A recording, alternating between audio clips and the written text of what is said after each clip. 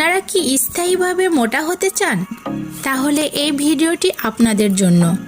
দয়া করে ভিডিওটি না টেনে সম্পূর্ণ দেখার জন্য অনুরোধ রইল। সম্মানিত ভিউয়ার্স, চেঞ্জিং ইওর থিঙ্কিং পেজের পক্ষ থেকে সকলকে আন্তরিক সালাম। আসসালামু আলাইকুম ওয়া রাহমাতুল্লাহ। মাঝে নতুন একটি অ্যালোপ্যাথিক ঔষধ নিয়ে আলোচনা করতে এসেছি। সেটা একমি কোম্পানির মেজেনক্স সিরাপ। মেজেনক্স মূলত কৃত্রিমভাবে তৈরি প্রোজেস্টেরন হরমোন, যা মূলত মহিলাদের হরমোন। যেসব রোগীরা অ্যাকুয়ার্ড ইমিউনোডেফিসিয়েন্সি সিনড্রোম, অস্বাভাবিকভাবে ক্ষুধাহ্রাস, ওজন কমে যাওয়া রোগে থেকে ভুগছেন, তাদের চিকিৎসা করতে সহায়তা করে।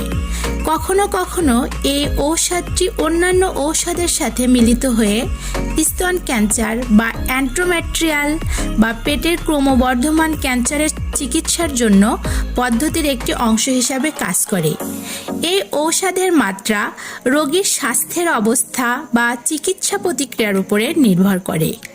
এই ঔষধটি যেসব রোগীদের মধ্যে হৃদরোগ, ফুসফুস বা লিভারের রোগ বা মূত্রাশয়ের রোগ আছে, এসব রোগ থেকে ভুক্তভোগী রোগীদের মধ্যে বিরূপ প্রতিক্রিয়া সৃষ্টি করে।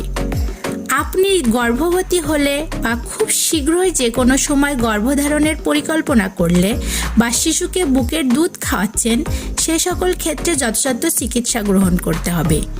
আপনি যে অন্য কোনো প্রেসক্রিপশন অনুযায়ী ঔষধ গ্রহণ করছেন, সে বিষয়ে আপনার ডাক্তারের সাথে পরামর্শ করতে হবে।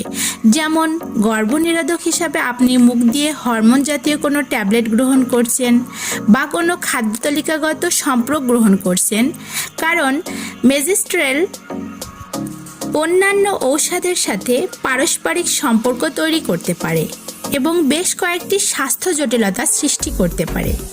স্বাস্থ্যের জটিলতাগুলো এড়ানোর জন্য আপনার চিকিৎসার সময় মদ্যপান, ধূমপান, তামাক বা ক্যাফিনের ব্যবহার এড়ানো উচিত। কোনো রকম স্বাস্থ্যের জটিলতা এড়ানোর জন্য এমনকি সামান্যতম অস্বস্তিতেও আপনাকে ডাক্তারের অবগত করানো উচিত। তবে অবশ্যই এই ঔষধটি সেবনের পূর্বে একজন রেজিস্টার MBBS ডক্টরের পরামর্শ গ্রহণ করবেন। আজকের ভিডিওটি যদি আপনাদের ভালো লেগে থাকে, তাহলে অবশ্যই লাইক দিয়ে আমাদের সাথে থাকবেন। ধন্যবাদ।